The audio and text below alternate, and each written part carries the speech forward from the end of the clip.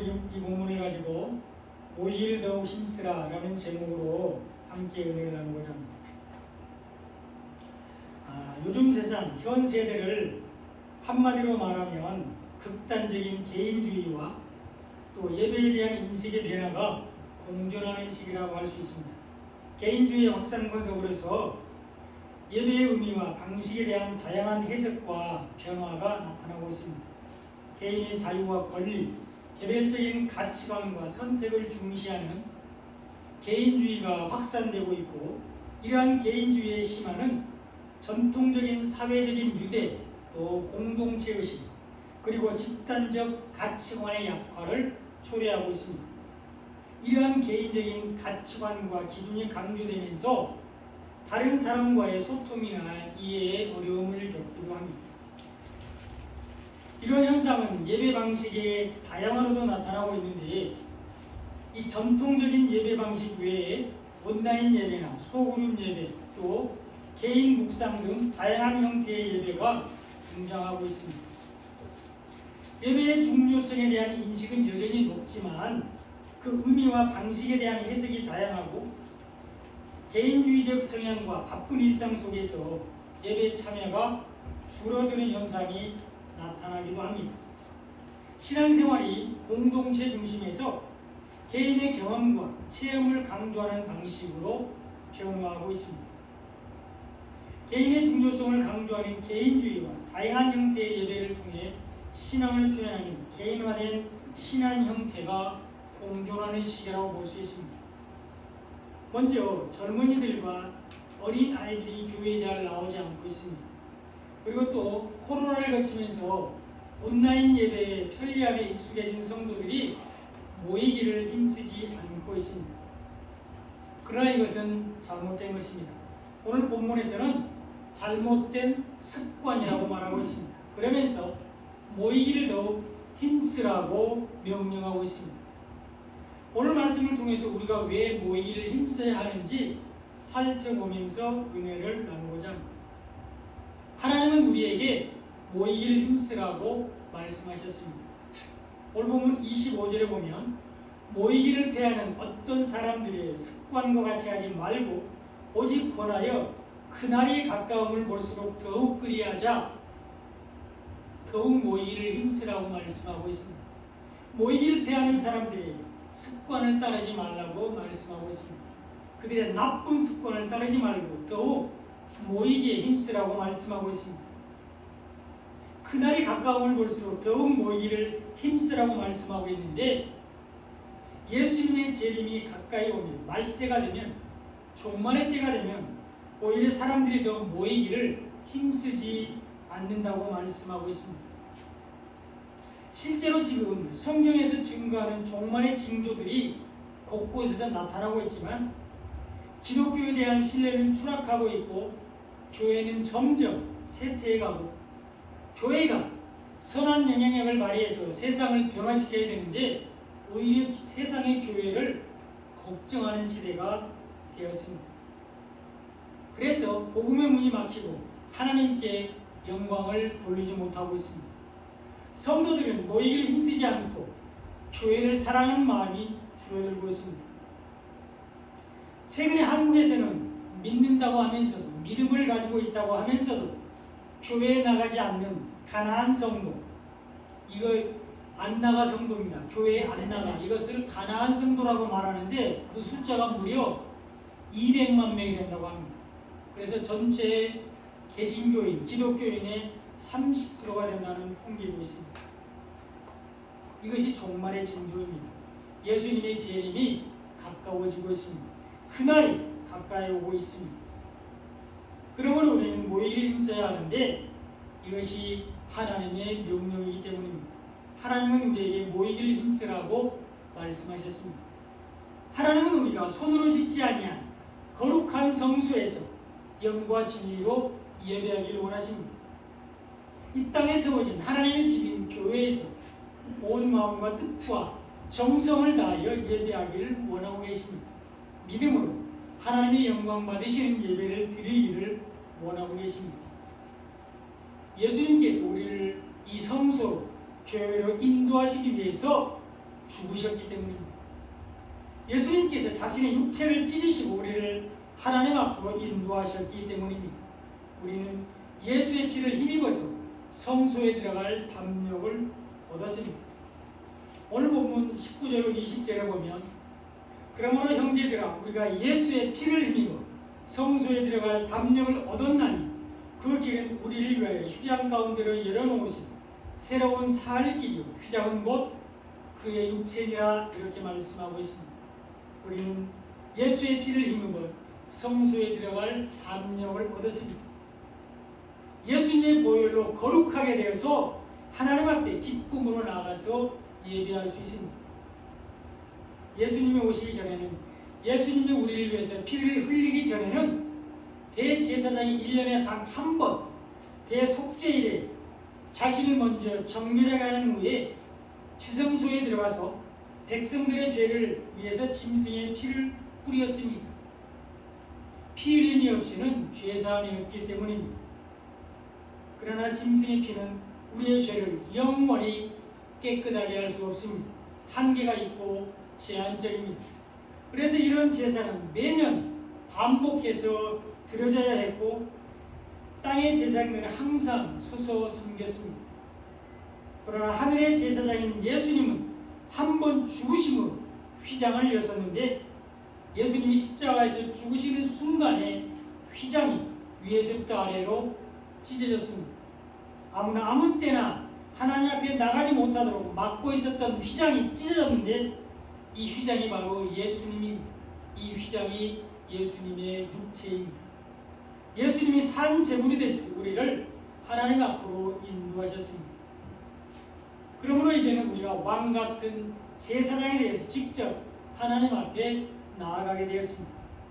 짐승의 피가 아닌 예수님의 피로 예수님의 보혈로 예수님의 이름으로 예수를 믿는 믿음으로 하나님께 예배하게 되었습니다. 예수님의 핏값으로 세우신 성소 교회에서 온전한 예배를 드리게 되었습니다. 이것이 은혜입니다. 이것이 축복입니다. 이것이 예수의 피를 힘입은 성도들의 특권입니다. 그러므로 우리는 모이기를 힘써야 합니다. 모이기를 기뻐해야 합니다. 억지로나 부득이함으로 교회에 나오지 말고 기쁨으로 나와야 합니다. 구원의 은혜에 감사하여 한 걸음에 달려나와야 합니다.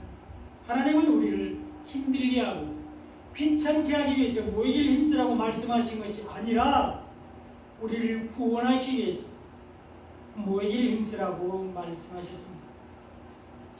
교회를 통하지 않고서는 하나님이 계십니다.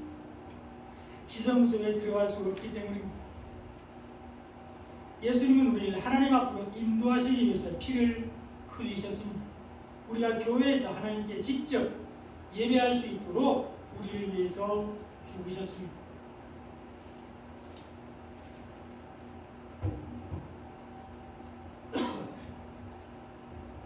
예수의 피를 힘입지 않고는 하나님 앞에 나가면 죽게 됩니다. 그래서 이사야 6장에서 이사야 선지자는 환상 중에 하나님을 보고 죽음을 두려워했습니다.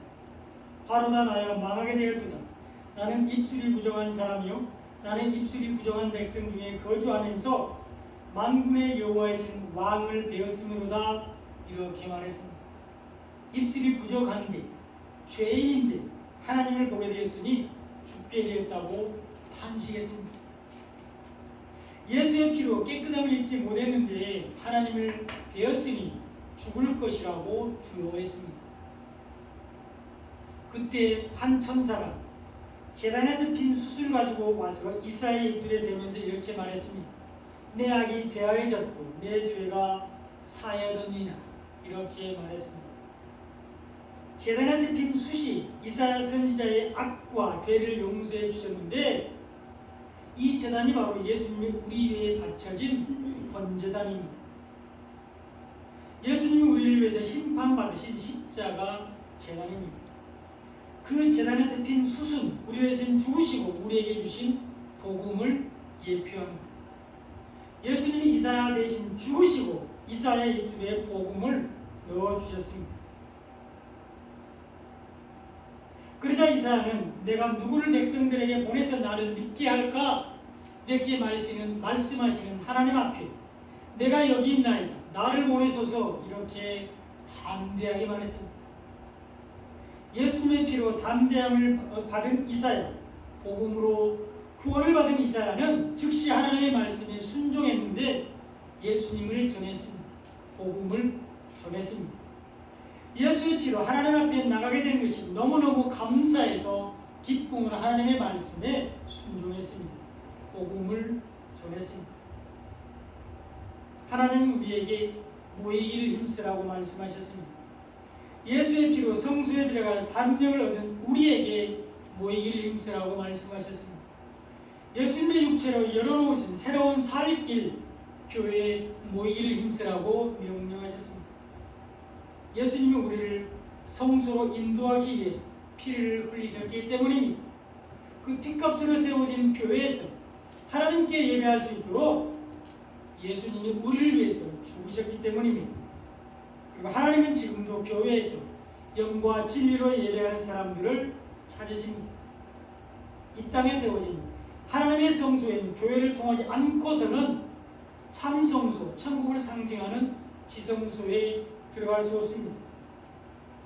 하나님이 이것을 성막을 통해서 잘 말씀해주고 있습니다. 우리가 성경 공부 시간에 성막에 대해서 살펴봤는데요, 지성소에 들어가기 위해서는 반드시 성소를 거쳐야 합니다. 여러분, 지금 화면에 성막의 사진이 띄워져 있는데요, 잘 보시기 바랍니다.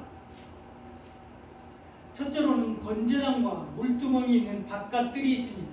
바깥뜰, 성막의 뜰이라고 되어 있죠. 이것은 이 세상을 상징합니다. 그리고 이것을 1층 하늘이라고도 말합니다. 예수님은 우리를 구원하기 위해서 세상에 오셔서 죽으셨는데 이것이 바로 번제단입니다. 그 예수님이 십자가에서 물과 피를 쏟으시고 우리에게 복음을 주셨는데 이것이 바로 물두멍입니다. 우리 죄를 깨끗하게 하는 복음을 상징합니다. 우리를 영원히 목마르지 않게 하는 생명수 복음입니다. 제사장들은 이 물두멍에서 자신을 깨끗하게 씻은 후에 비로소 성소에 들어갔는데, 복음으로 거룩하게 된 사람들, 복음으로 의롭게 된 사람들이 교회에 나가게 됩니다. 이 성소에 빛 대신 예수님이 계시는데 이것이 7 금초대입니다. 등잔대라고 거기 되어 있죠. 이것이 빛 대신 예수님을 말씀하시는 것입니다. 그리고 교회 안에 생명의 떡인 복음이 차고 넘치게 되는데 이것이 바로 떡상입니다. 진설별상이라고 되어 있죠. 그리고 예수님의 중보기도인 분향단이 앞에 있는데 예수님이 부활하신 후에 이 분향단이 지성소 안으로 들어가게 됩니다. 부활하신 예수님이 하나님 우편에 앉아서 지금도 우리를 위해서 중보하고 계십니다. 이것이 2층 하늘인 성소, 교회입니다. 이 성소를 지나야 비로소 3층 하늘이라고 일컬어지는 지성소, 하나님이 계신 곳, 하나님의 나라에 들어갈 수 있습니다. 그러나 지성소를 휘장이 가로막고 있었는데 함부로 들어가면 죽음을 맞이하기 때문입니다. 그래서 예수님이 하늘에서 자신의 육체로 우리를 위해서 이 휘장을 통해서 우리를 사망으로부터 지켜주셨습니다. 그런 예수님이 이 땅에 오셔서 죽으심으로 휘장을 여시고 우리를 하나님 앞으로 인도하셨습니다. 이제 우리는 예수의 피를 힘입어 하나님 앞에 나아갈 수 있습니다. 믿음으로 하나님께 예배할 수 있습니다. 예수님께서 우리를 성소로 인도하시기 위해서 죽으셨기 때문입니다. 그러므로 우리는 온전한 참 마음과 온전한 믿음으로 하나님께 나아가야 합니다. 예수님이 우리의 제사장이 되셔서 우리를 하나님께로 인도하셨기 때문입니다. 오늘 본문 21절로 22절을 다 같이 한번 읽어보겠습니다. 시작. 또 하나님의 집 다스리는 큰 제사장이 계시매 우리가 마음의 꾸림을 받아 악한 양심으로부터 벗어나고 몸은 맑은 물로 씻음을 받았으니 참 마음과 온전한 믿음으로 하나님께 나아가자. 아멘. 우리는 하나님의 집을 다스리시는 큰 제사장을 통해서 마음의 뿌림을 받았는데 예수님을 통해서 세우신 새 언약인 복음을 받아들이고 믿었습니다. 그 복음을 마음에 간직하고 살고 있는데 이것이 바로 마음의 할례입니다. 우리는 우리의 몸을 맑은 물로 씻어서 깨끗하게 하시고 우리는 복음을 받아들이고 믿음으로 악한 양심으로부터 벗어났습니다. 죄로부터 벗어나 의롭게 되었습니다. 거룩하게 되었습니다. 그 은혜에 감사하며 참 마음과 온전한 믿음으로 하나님께 나아가야 합니다. 모이기를 힘써야 합니다. 우리는 참 마음과 온전한 믿음으로 하나님께 나아가야 되는데 예수님이 십자가에서 나의 죄를 대속하셨고 부활하심으로 구원을 완성하신 것을 믿는 것이 바로 참 마음과 온전한 믿음입니다. 그러므로 나도 부활한다는 것을 믿는 것이 참 마음과 온전한 믿음입니다. 나의 행위가 아닌 복음을 믿음으로 은혜로 구원을 받는다는 것을 믿는 것이 바로 참 마음과 온전한 믿음을 드리는 예배입니다. 하나님은 오늘도 기쁨으로 주님 전에 나와 이렇게 예배하는 사람들을 찾으십니다. 참 마음과 온전한 믿음으로 예배하는 사람들을 구원하십니다. 하나님은 우리가 함께 모여서 사랑과 선행을 격려하기를 원하십니다. 오늘 본문 23절 24절에 보면 약속하신 이는 믿으시니 우리가 믿는 우리의 소망을 움직이지 말며 굳게 잡고 서로 돌아보아 사랑과 선행을 격려하라고 기록하고 있습니다. 우리에게 구원을 약속하신 하나님은 믿으신데 언약에 신실하신 분이십니다. 언약을 신실하게 지키시는 분이십니다. 그러므로 우리는 믿는 도리의 소망을 움직이지 말고 굳게 잡아야 하는데 예수를 믿음으로 구원을 받는 것이 우리의 소망입니다. 복음을 받아들이고 믿음으로 하나님의 나라에 들어가는 것이 우리가 굳게 잡아야 할 우리의 소망입니다. 우리는 이 소망을 굳게 잡고 함께 모여서 서로 돌아보아야 합니다. 사랑과 선행을 격려해야 합니다. 예수를 믿는 우리는 그리스도 안에서 한 몸, 한 지체이기 때문입니다. 로마서 12장 5절에 보면 우리 많은 사람이 그리스도 안에서 한 몸이 되어 서로 지체가 되었다고 기록하고 있습니다. 우리는 그리스도 안에서 한 몸, 한 지체가 되었습니다. 그러므로 서로 돌아보아야 합니다.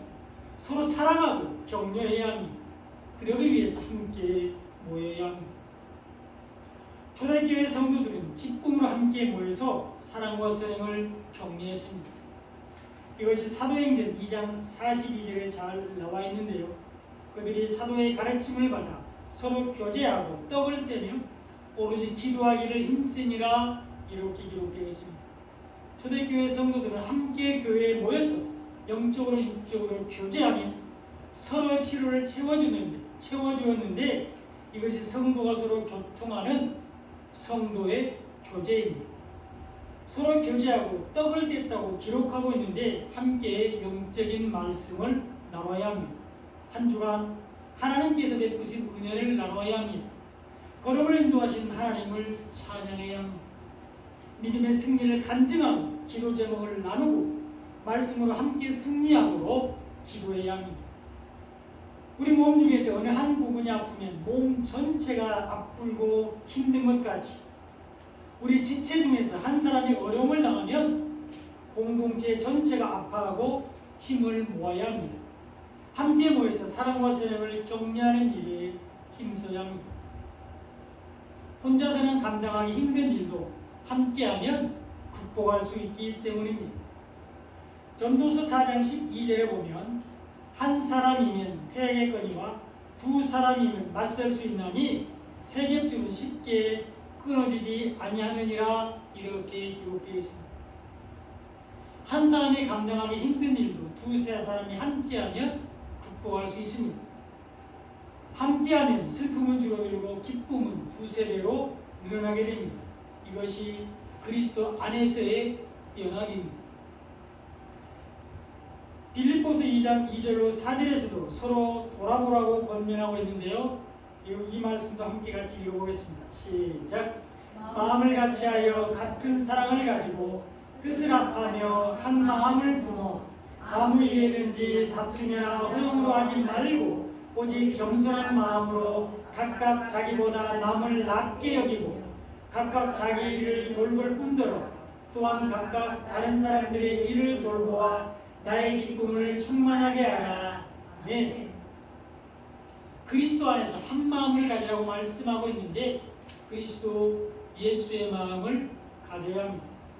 같은 사랑을 가지라고 말씀하고 있는데 예수님이 우리를 사랑하신 그 사랑을 가져야 합니다.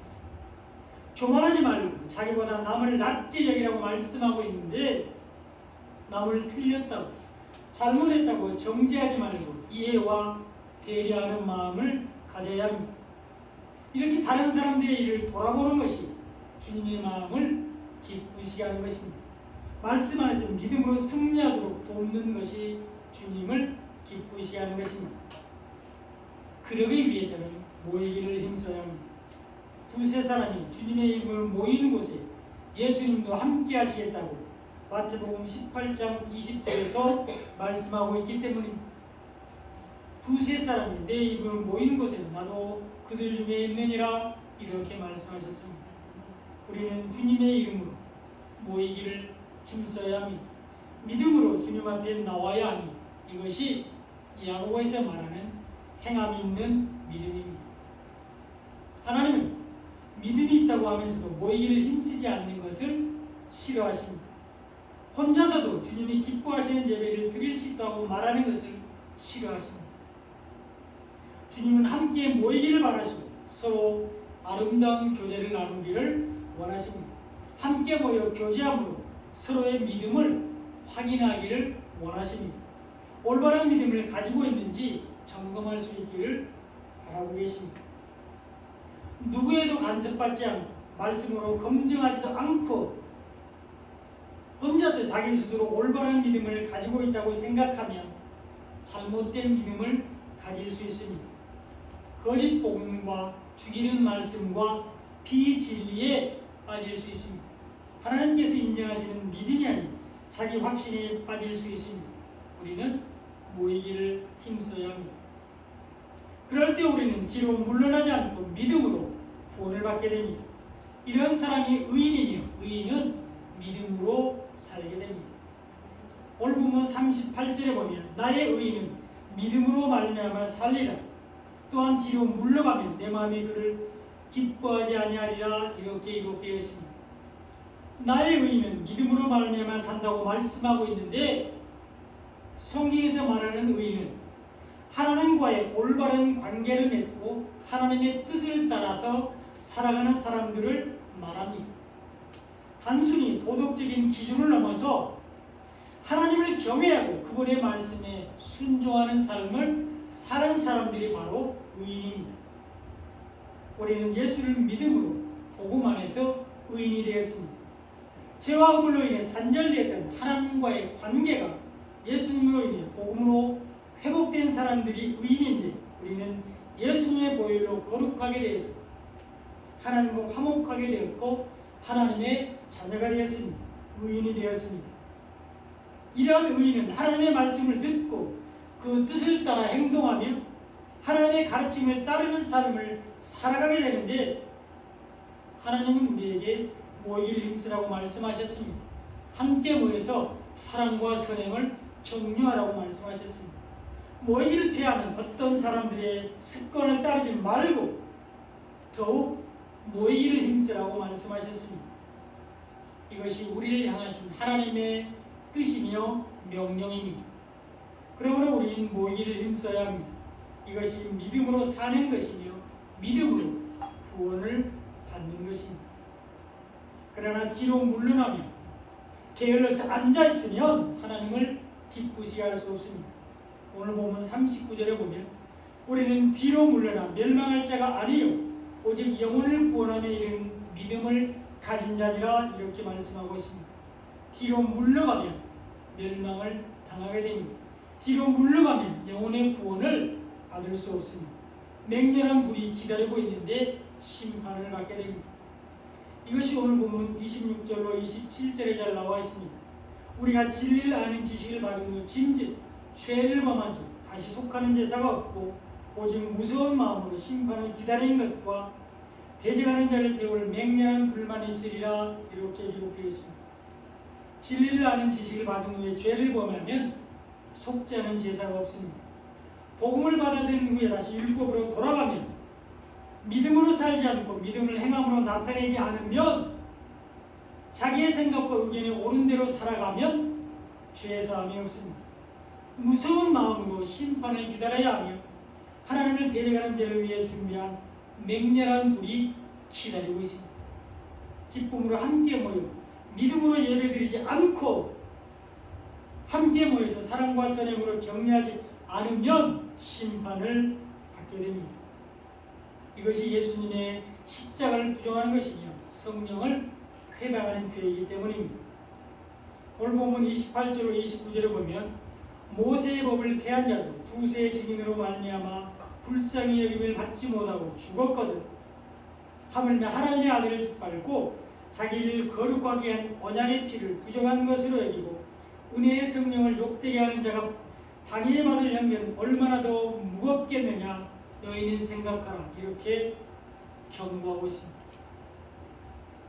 복음으로 왔다가 율법으로 다시 돌아가는 것이 언약의 피를 부정하게 하는 것입니다. 예수님은 율법을 폐하고 우리에게 복음을 주시기 위해서 피를 흘리셨기 때문입니다. 이 언약의 피가 우리를 거룩하게 했다는 것을 믿는 것이 복음이며, 이 복음을 증거하시는 분이 우리 안에 계신 성령입니다. 성령이 우리가 복음을 믿음으로 은혜로 구원받았다는 것을 알게 합니다. 우리가 믿음으로 살지 않는 것이 하나님의 아들을 짓밟는 것입니다. 우리가 믿음을 따라서 모이기를 힘쓰지 않는 것이 예수를 다시 십자가에 못 박는 것입니다. 하나님은 우리에게 하나님의 아들이신 예수님을 믿으라고 말씀하셨고, 예수님은 우리를 교회로 인도하시기 위해서 목숨을 버리셨기 때문입니다. 그러므로 우리는 뒤로 물러나지 말고 게으르게 앉아있지 말고 모이기를 힘써야 하며 함께 모여서 사랑과 선행을 격려하고 생명의 말씀과 성도의 교제를 통해서 믿음을 확증해야 합니다. 바른 믿음 안에 있는가를 점검해야 합니다. 그러기 위해서 우리에게 필요한 것이 바로 인내입니다. 오늘 본문 36절로 37절에 보면 너희에게 인내가 필요하면 너희가 하나님의 뜻을 행한 후에 약속하신 것을 받기 위함이라. 잠시 잠깐 오면 오시리가 오시리니 지체하지 아니하리라. 이렇게 기록되어 있습니다. 하나님은 인내하는 사람들에게 약속하신 구원을 받게 하십니다. 잠시 잠깐 오면 오실 예수님은 인내하는 사람들을 하나님의 나라로 인도하십니다. 그러므로 우리는 인내하는 믿음을 가져야 하는데, 인내하는 사람들에게 더 낫고 영구한 소유가 주어지기 때문입니다. 오늘 보면 34절에 보면 너희가 갇힌 자를 동정하고 너희 소유를 빼앗기는 것도 기쁘게 당한 것은 더 낫고 영구한 소유가 있는 줄 알미라. 이렇게 기록되어 있습니다. 믿음 때문에 환난을 당할 때, 어려움을 당할 때, 불의를 당할 때 인내하고 기뻐해야 되는데, 더 낫고 영구한 소유, 천국이 있음을 알기 때문입니다. 믿음으로 구원받는다는 것을 알기 때문입니다. 그러므로 고난의 큰 싸움을 견뎌내야 되는데 구원의 상을 받기 때문입니다. 오늘 보면 32절에 보면 전날에 너희가 빚을 받은 후에 고난의 큰 싸움을 견뎌낸 것을 생각하라. 이렇게 권면하고 있는데, 우리는 복음의 빚을 받은 후에 그 복음의 능력으로 고난의 싸움에서 승리했습니다. 복음의 말씀으로 사단의 유혹을 물리치고 승리했습니다. 이런 사람들에게 큰 상을 주시겠다고 35절에서 말씀하고 있습니다. 그러므로 너희 담대함을 버리지 말라. 이것이 큰 상을 얻게 하느니라. 이렇게 약속하고 있습니다. 하나님은 어떤 상황에서도 모이기를 힘쓰며 믿음을 지키기 위해서 인내하는 사람들에게 큰 상을 주시는데, 구원의 상이 얼마나 큰지를 보여주시기 위해서 큰 상이라고 표현을 했습니다. 하나님은 모이기를 힘쓰며 인내하는 사람들을 구원해 주십니다. 사랑하는 여러분, 오늘은 창립 4주년 감사 예배로 하나님께 영광을 돌리고 있습니다. 그동안 어려운 여건 속에서 모이기를 힘쓰며 영과 진리로 예배하신 여러분 한 분 한 분을 하나님께서 축복해 주실 줄 믿습니다. 냉난방이 잘 안 돼서 여름에는 덥고 겨울에는 추운 불편한 환경 가운데서 모이기를 힘쓰며 온 마음과 뜻과 정성을 다해 예배하신 여러분 한 분 한 분을 주님께서 기뻐하시고 큰 은혜를 베풀어 주실 줄 믿습니다. 이제 얼마 안 남았습니다. 잠시 잠깐 오면 오시리가 오시리니 지체하지 않으신다고 오늘 본문 37절에서 말씀하고 있습니다. 예수님의 재림이 가까이 왔습니다. 그러므로 우리는 모이기를 패하는 어떤 사람들의 습관과 같이 하지 말고 더욱 모이기를 힘써야 합니다. 함께 모여 사랑과 선행을 격려해야 합니다. 하나님은 이런 사람들을 찾으시고 구원해 주시기 때문입니다. 이런 은혜와 축복이 넘쳐나시기를 예수님의 이름으로 축원드립니다. 아멘. 기도하겠습니다.